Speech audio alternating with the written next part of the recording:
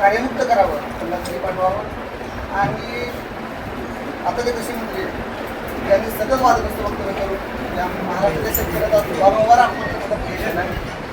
त्यांनाही मदत करावं. देशाध्यक्ष आहात आणि आम्हा सर्व मराठी संघटनांचे आपल्याकडे सरकार म्हणून आमच्या निर्णयाकडे आज जाऊन पाहतोय. आमच्या खूप मोठ्या अपेक्षा आहेत. या ठिकाणी दादागिरी झोंडशेचं सरकार हा मेसेज जातोय. त्याबद्दल आपण कारवाई करून आम्हाला न्याय द्यावा अशी आमची सर्वांची मागणी. बोलायला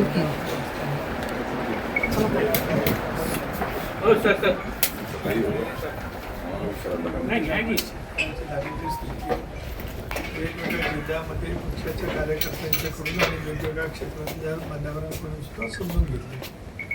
अलिबाग प्रतिसाद परिषद झाल्यानंतर शावासाहेबांचे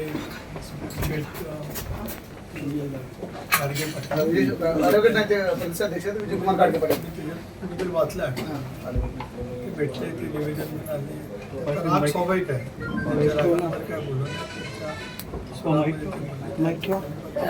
मी शांतपणे निवेदन उभं राहून घेतलं. उभं राहून माईक ठेवावं लागते. धन्यवाद.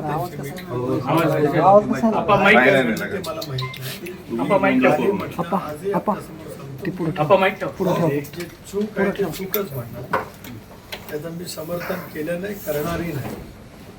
कालच त्या गोष्टीचं मी रात्रीच तिथे मला पत्रकारांनी लातूरच्या विश्रामगृहामध्ये विचारलं, तिथंच मी त्याचं उत्तर दिलं.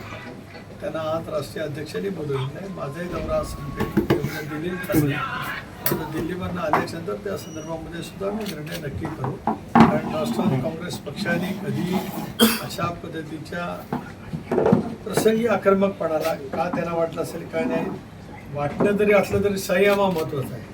आणि तो संयम माझ्या पक्षाच्या, राज्याच्या पक्षाच्या प्रमुखांनी, युवकांच्या आणि आम्ही सर्वांनीच राखला पाहिजे.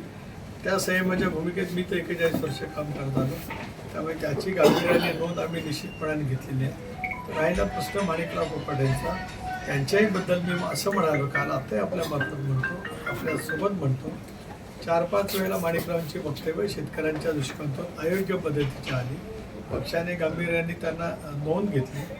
1-2दा दादांनी त्यांना समज दिली. पण कालचा प्रकार हा जो व्हिडिओ बाहेर आला तो नंतर माणिकरावांनी जरी त्याच्यातला काही खुलासा करण्याचा प्रयत्न जरी केला असेल तर तो सुद्धा काय योग्य असं मला वाटत नाही.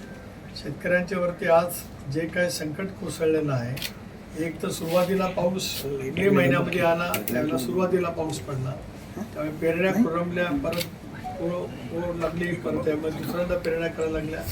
शेतकरी संकटात असताना कृषी मंत्र्यांसारखा महत्त्वाचं संवेदनशील विभाग असणाऱ्या मंत्र्यांनी योग्य पद्धतीने सतत कार्यरत शेतकऱ्यांच्यासाठी राहिलं पाहिजे.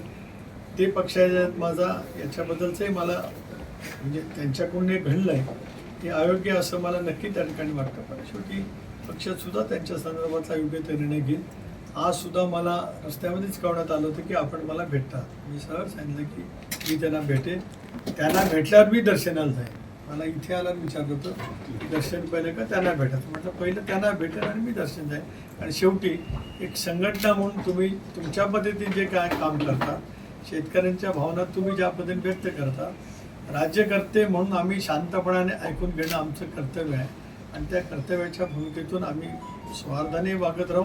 आणि तुम्ही सांगितलेल्या दोन्ही गोष्टीचा गांभीर्याने पक्ष नक्की. छत्रपती शिवाजी महाराज की जय. एक मराठा लाख मराठा.